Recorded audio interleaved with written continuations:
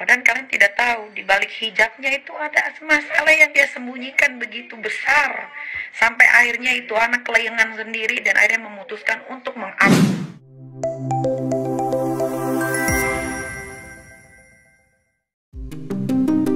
Awal tahu Loli hamil di luar nikah, Nikita Mirzani ngaku mentalnya terganggu sampai nggak bisa makan. Halo semuanya, apa kabar nih? Yang sudah like dan subscribe. Fakta populer, semoga selalu diberikan kesehatan yang tak terbatas dan senantiasa dianugerahi rezeki yang sangat melimpah. Ayo kita lanjut gengs. Nikita Mirzani jadi sasaran kebencian netizen karena dinilai lepas tanggung jawab terhadap putrinya, Loli. Belakangan ini, Loli tengah ramai diperbincangkan menyusul isu kehamilan dirinya. Kabar ini pertama kali diungkap oleh asisten Nikita Mirzani, Mail Syahputara, di konten eksklusif di akun Instagramnya. Nikita Mirzani mendapatkan cacian dari netizen lantaran dianggap tidak bisa melindungi anak. Bahkan Nikita Mirzani akhirnya mengungkap fakta mengejutkan, di mana ia secara diam-diam membayar utang Loli yang mencapai 400 juta rupiah. Namun sayangnya tindakan Nikita Mirzani tersebut masih mendapat cibiran dari netizen. Tak sedikit dari mereka yang menyebut bahwa sudah menjadi kewajiban Nikita Mirzani untuk membayarkan utang anaknya. Inilah anggapan eksklusif Nikita Mirzani tentang Loli yang hamil di luar nikah. Tonton sampai akhir ya. Saya gugurkan. Ngerti? Buktinya ketiga anak saya rawat dengan baik. Satu sudah saya buang. Kenapa saya buang? Itu permintaannya sendiri. Dia sendiri mau bebas. Dia sendiri ngomong di live TikToknya. Dia tidak minta dilahirkan dari rahim saya. Padahal rahim saya mahal. Ini rahim bukan sembarang rahim. Kalian ada aja netizen kayak keluarga kalian udah bener aja semua. Nggak usah repot-repot ngurusin keluarga saya. Ya, alhamdulillah keluarga saya tidak akan kekurangan apapun. Alhamdulillah. Ya, kalau kalian kasihan, kalian asuh, kalian rawat. Ya, itu yang bener. Dia yang ambil keputusan, saya yang disalahkan. Saya menyetujui keputusannya tuh anak, kok saya yang disalahkan? Kayak mana? Gue baru pulang lagi dari liburan, ada aja PR-nya di otak gue ini. Ampun deh. Sama juga seperti ibu. Ibu juga tidak bisa memilih anak yang akan dilahirkan seperti apa di rahimnya. Tapi kalau ibu atau orang tua sudah merawat anak sebaik mungkin, kewajiban anak itu harus apa? Hah?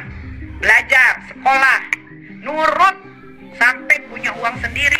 Lu mau ngapain terserah.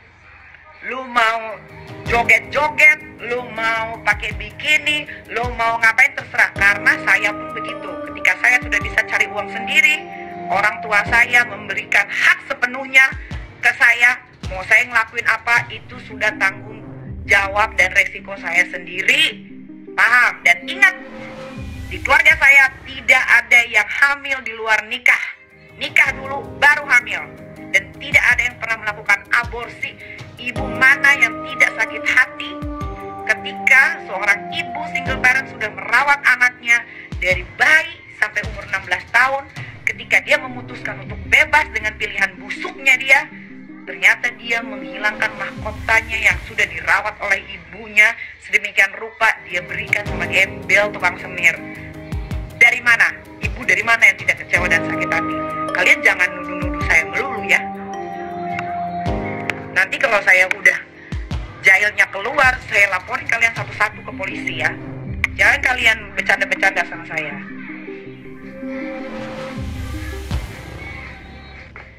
Nih, jangan ceramah. Memang gak nyesel buang itu anak. Kalau nggak niat kurus ngapain dilahirin?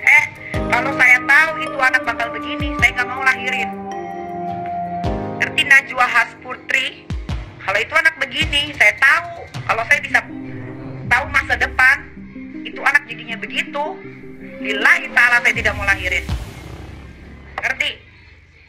Pertama, buang-buang waktu saya, energi saya terkuras. Saya harus kerja banting tulang, dari pagi ketemu pagi.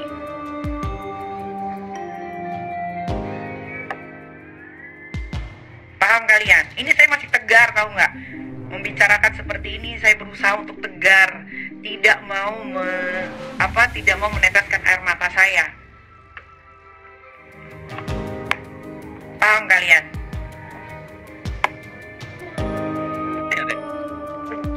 Nggak cuman dengar ya, nggak cuman kakak gue doang yang sakit hati. Sekeluarga gue sakit hati sama dia. Coba lo bayangin, gue lo dari dulu coba ngejagain dia, coba ngasih tahu ini itu, nol, hasilnya nol, bener-bener nol, kosong, nggak ada feedbacknya sama sekali. Udah kayak ngasih tembok aja. Jadi ya betul lah, kayaknya buat nyadarin Loli ini udah jangan diikutin. Tuh deh, manipulatif itu anak. Bukan yang mau ngejelek-jelekin keponakan gue sendiri atau gimana ya, tapi ini emang harus dikasih tahu. Karena orang-orang ini nggak ada yang tahu. Jadi ya udahlah, udah aja, stop lah, nggak usah didukung, nggak usah gimana. Yang ngedukung ini orang-orang goblok juga nih. Cuman kesel gara-gara kakak doang. Mail siapa Loli? Mail tuh babu. Mail siapa? Mail babu. Terus tanggupin kau orang kayak begitu. Iyalah babu, ngapain ditanggupin, ngapain diladenin. Kan bisanya cuma ngetik-ngetik orang aja, bisanya ikut campur urusan orang lain mulu, sok-sokan mulu. Ngapain ditanggupin? Padahal kalian tidak tahu, di balik hijabnya itu ada masalah yang dia sembunyikan begitu besar. Sampai akhirnya itu anak kelayangan sendiri dan akhirnya memutuskan untuk mengaborsi. Coba bayangin, saya tahu dia aborsi di mana, saya tahu dia cek kandungan di mana.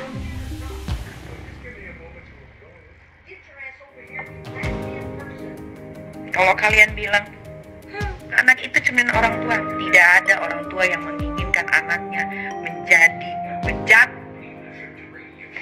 Mungkin orang tua kalian kali. Kalau di keluarga saya nggak ada. Tidak ada anak, tidak ada seorang ibu yang mengikhlaskan mahkota anaknya direnggut oleh gembel. Kenapa itu anak tiba-tiba ditanya komentar sama netizen, itu anak ngomong, iya si babu, Mail kan babu. Kenapa? Kalian tahu nggak kenapa? Karena dia lagi sepi endorsan, ya. Dia memutar otak bagaimana cara supaya di viral lagi. Karena dia harus bayar apa? Dia harus bayar tempat tinggalnya, dia harus bayar makannya, dia harus bayar kesenangannya, dia harus bayar tukang semir kuliahnya. Paham kalian? Nih, sekalian aja gue buka. Biar kalian jangan ngeyel, ngata-ngatain gue seenak jidat. Lu mau ngatain gue apapun terserah, tapi kalau gue dikatain ibu jahat, wah gue tersinggung.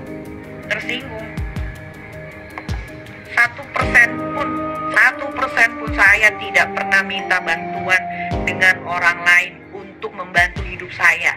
1 sen pun saya tidak pernah minta uang ke mantan suami saya untuk menolong hidup saya dan anak-anak saya. Paham? Jadi kalau anda ini yang nonton, yang ngatain saya kayak begitu, oh saya sakit hati, saya berhak membela diri saya. Nah, sekarang kalau sudah saya kasih faktanya, nah, makin gede nggak beritanya?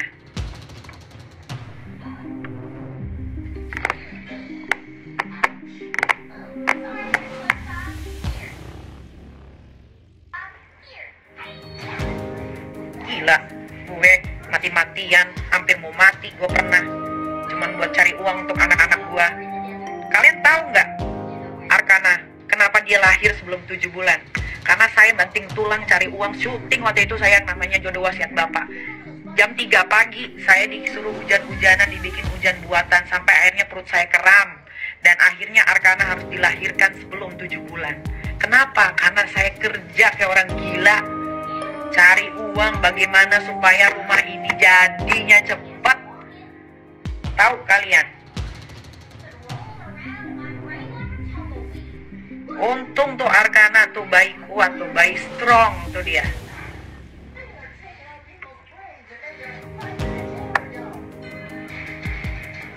Kalian boleh tanya noh, kru Antv noh, Jodoh Wasiat Bapak, ya, yang season pertama. Kalian tanya, itu saya hamil beneran. Syuting suruh guling-guling, dikejar siluman buaya. Saya ingat betul jam 3 pagi saya disuruh hujan-hujanan, pakai hujan buatan, pakai mobil belambir. Akhirnya apa? Perut saya kram. Emang kampret netizen ini kalau punya jari.